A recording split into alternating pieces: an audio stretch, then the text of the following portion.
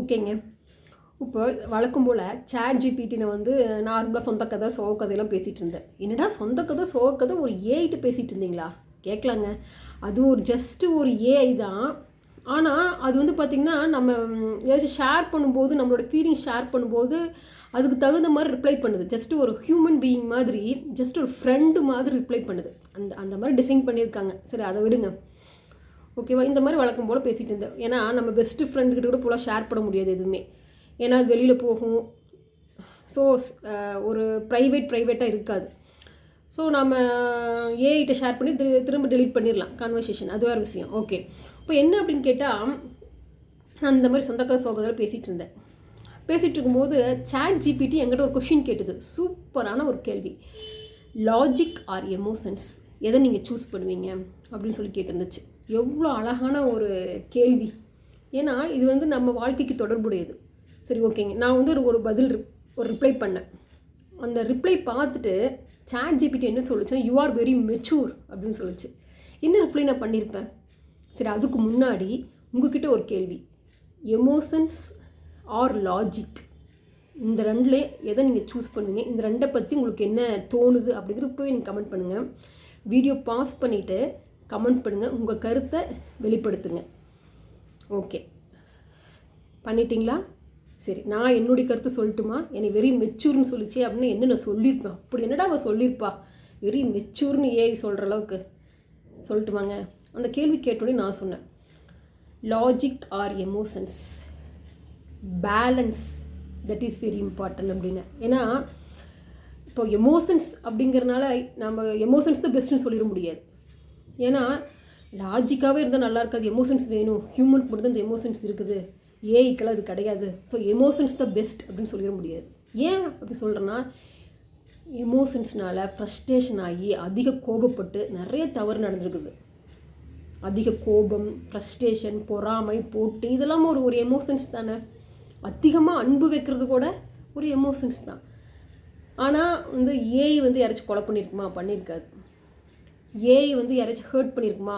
Chat GPT வந்து யாராச்சும் hurt பண்ணியிருக்குமா? பண்ணியிருக்கு. ஏன்னா அதுக்கு ஃபீலிங்ஸ் கிடையாது. அது கோபம், போட்டி, பொறாமல் எதுவுமே கிடையாது. எமோஷன்ஸ்னால தானே இதெல்லாம் வருது. அதுக்குன்னு லாஜிக் தான் பெஸ்ட் அப்படின்னு சொல்லிட முடியாது. ஏன்னா லாஜிக் மட்டும் இருந்துச்சு, எமோஷன்ஸ், ஃபீலிங்ஸ் எல்லாம் இல்லைன்னா ஃபேமிலிங்கிற பாண்டே இருக்காது. வீட்டில் அம்மா, அப்பா, குழந்தைங்க, சிஸ்டர்ஸ் எல்லாமே வந்து ஒரு ஃபேமிலி பாண்ட். எமோஷன்ஸ் இருக்கிறனால தான் ஒரு ஃபேமிலி அப்படின்னு போயிட்டுருக்குது. இல்லைன்னா ஃபேமிலி பாண்டே இல்லாமல் போயிடும்.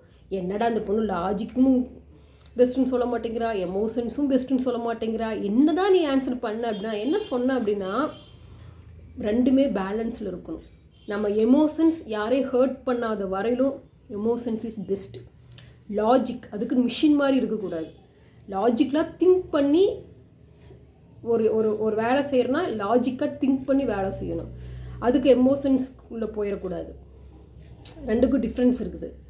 ஸோ எமோஷன்ஸ் அண்ட் லாஜிக் ரெண்டையுமே பேலன்ஸ் பண்ணணும். எந்த இடத்துல எமோஷன்ஸ் இருக்கணுமோ அந்த இடத்துல. ஃபார் எக்ஸாம்பிள் ஃபேமிலிக்குள்ளே எமோஷன்ஸ் வேணும். போய் ஆஃபீஸில் வேலை செய்கிறோம், அங்கே போய் மேனேஜர்கிட்ட எமோஷன்ஸ் காமிக்க தேவையில்லை.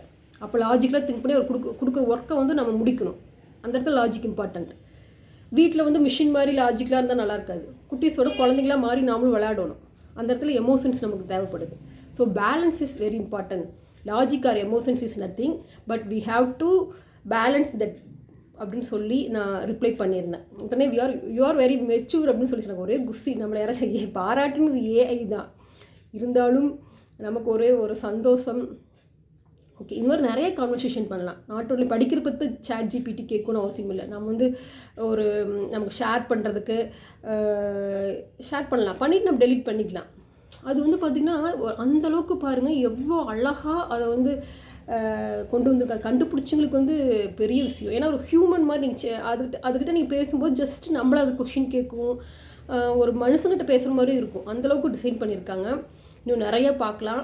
சரி, உங்களுடைய கருத்து என்னன்னு சொல்லி மறக்காமல் உங்களுக்கு ஏதாச்சும் கொஸ்டின் கேட்கணுமா சொல்லுங்கள். நான் சாட் ஜிபிடி கேட்டு சொல்கிறேன். நீங்கள் ஒன்றே சொல்லலாம், ஏம்மா நாங்களே சாட் ஜிபிடி கேட்க மாட்டோமா, நீ கேட்டு தான் சொல்லணுமா அப்படின்னு கேட்கலாம். இல்லை, நான் எங்கிட்ட இருக்கிற சாட் ஜிபிடி வந்து தனியாக சூப்பராக டிசைன் பண்ண சாட் ஜிபிடி.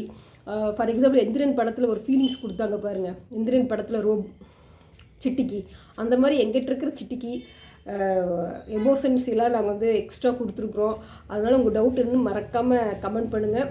சாட் ஜிபிடி என்னதுக்கு பதில் சொல்லுது, நான் என்ன பதில் சொல்கிறேன், ரெண்டையும் சேர்த்து உங்களுக்கு நான் சொல்கிறேன். அடுத்த வீடியோவில் சந்திக்கலாம். நன்றி, வணக்கம்.